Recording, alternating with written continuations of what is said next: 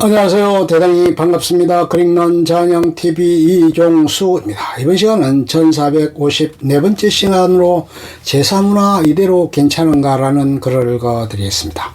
제사문화 이대로 괜찮은가? 추석이다. 이 말에 대한 느낌은 결혼 전후 완전히 달라졌다. 결혼 전에는 명절 연휴에 뜸뜸이 책을 읽고 친구를 만났다. 1년에 한 번 간소하게 제사상을 차렸던 부모님 덕분이었다. 그런데 시댁은 남성들로 구성된 일가친척이 여러 집을 오가며 제사 지내는 전통적인 집안이었다. 신랑을 비롯한 집안 남자들은 부엌에 얼씬도 하지 않았다. 며느리는 시집온 철과 외인이자 제삿일을 거들어야 하는 일손이었다. 오랜만에 고향을 찾은 남편은 결혼 전 나의 모습처럼 휴식을 취하거나 친구를 만났다. 그에게 명절은 일상의 고단함을 잠시 내려놓는 시간이었고 내게는 스트레스가 가중되는 시간이 됐다. 맞벌이 부부로 함께 일하는데 왜 내게만 또 다른 노동을 해야 하는 의무가 주어진 걸까? 결혼 생활 4년간 남편은 두고두고 나의 구박을 받을 명언을 남겼다. 엄마, 시어머니가 다 하지.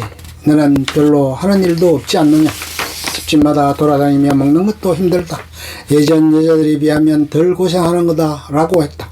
가슴에 불이 났다. 시어머니가 제사상을 차리시는 건 맞다. 재료 준비와 요리에 있어 나의 역할은 미미하다. 시어머니는 집에 광이 번쩍번쩍 날 정도로 청소에 보람을 느끼고 남편과 아들을 섬기며 자기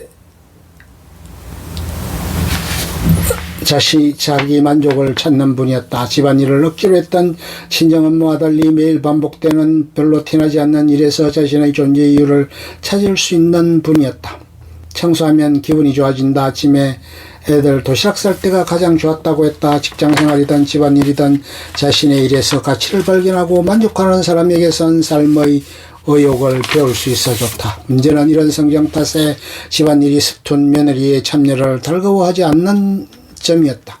집안 사람들이 모두 보는 음식이라면 정갈하고 깔끔하고 맛있어 보여야 했다. 하지만 내가 남편처럼 마음대로 쉴 수는 없었다. 나는 명절에 시어머니 껌딱지가 돼야 했다. 별로 하는 일이 없이 몇 시간 동안 시어머니가 계신 부엌에 서 있었다. 이런 장면을 보고 남편은 너는 별로 하는 일 없지 않냐고 했던 것이다.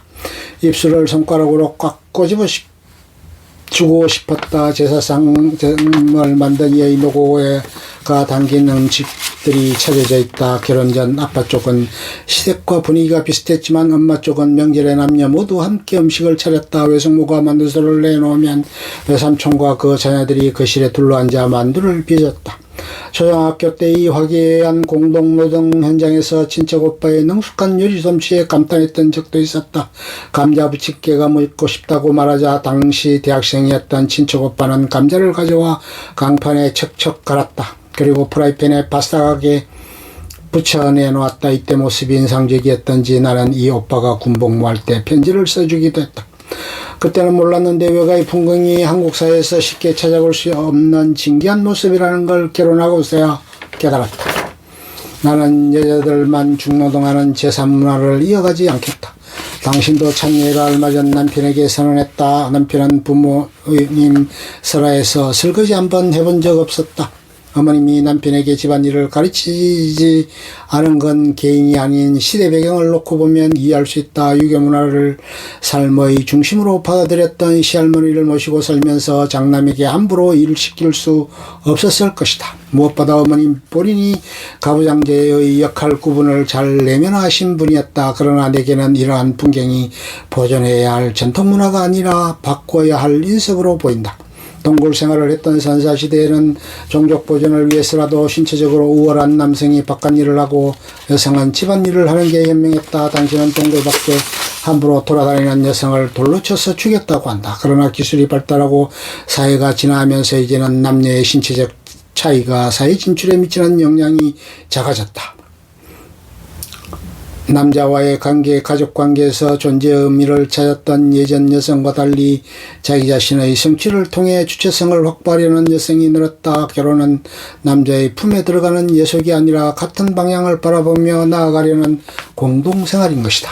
여성들만 명절에 부엌대기가 되어야 하는 현실이 내게는 불합리하게 느껴진다. 명절이 남녀가 함께 둘러앉아 음식을 해먹는 즐거운 잔치가 될 수는 없을까. 남편을 설득 협박한 끝에 이번 추석에 신랑도 생애 처음 시어머니 옆에서 요리를 돕기로 약속했다. 어머님이 장남이 요리하는 모습을 보며 기아 마실 뿐은 아니야. 오히려 뚝뚝한 당신이 옆에서 살갑게 도우면 좋아하실걸. 난 우리가 주도권을 쥐게 될 시기에 여자만 일하는 식의 재산은 안 지낸다. 그게 싫으면 당신이 날 떠나라 등의 회유와 협박을 총동원했다. 19개월 아들이 좀 더 자라면 아이들에게도 살림을 가르칠 것이다. 아들에게 집안일을 가르치는 건 인성교육, 생활교육의 일환이라고 생각한다. 지금의 젊은 세대가 한국 사회의 가장 윗세대가 됐을 때는 명절 풍경이 바뀌어 있기를 간절히 소망한다.